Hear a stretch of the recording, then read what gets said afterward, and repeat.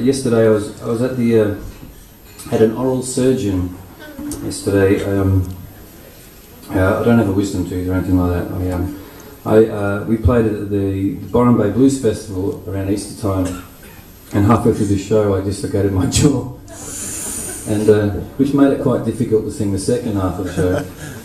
But it's still been kind of funny ever since then. So I was at an oral surgeon yesterday, and he did all this stuff and sort of looked at X-rays and everything. And he said, "Oh, it's not that bad. It's no big deal. You don't need to be worried about this at all." I said, "Okay, that's good. What do I have to do to fix it?" And he said, "You can't sing for 3 months." So I said, "Well, that's not going to work for me." So I've just been lying out the back with an ice pack on the side of my face. But it's totally fine. The more I drink, the less it hurts. So we're going to get through tonight fine. One way or the other. There was a couple, just before that Familiar Ghosts record, I made a record with my beautiful wife, Casey, who a lot of you probably know. We made an album called Rattling Bones. And it was an album that we wrote because basically we took a year off the road when she was pregnant with our boy Arlo, who's now just turned 4 actually. And so we took a year off tour and we sat around the house while she was pregnant and wrote a lot of songs. And we were also doing a side project at the time, this little band we had in our local pub called the Lost Dogs, and we played all our favourite, there's a Lost Dogs regular, right? Oh, I am too, right there.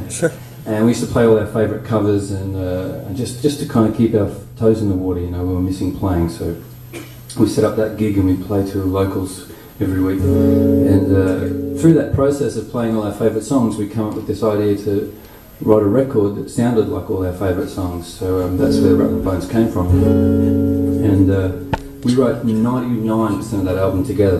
That was the whole purpose of that record, was to see if we could be creative together as a couple, because we met through music, obviously. Casey sang on my very first single back in 2001. That's how we met. And we toured together, we recorded together, we had children together, but we'd never written songs together. So we thought, let's see if this will work without, you know, ending in divorce. And it worked out pretty good. The record was good, and we're still together. She's actually at home right now, 7 months pregnant with another child. So I don't know, maybe there's another record coming. Yeah.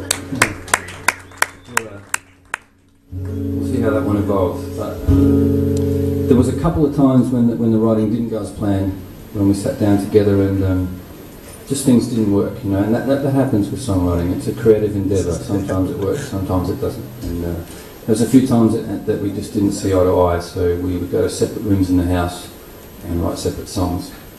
And this is one of the ones that I wrote when I couldn't win an argument. So I went up to my little corner of the shed and wrote this song. So it's one of the better ones of the record too.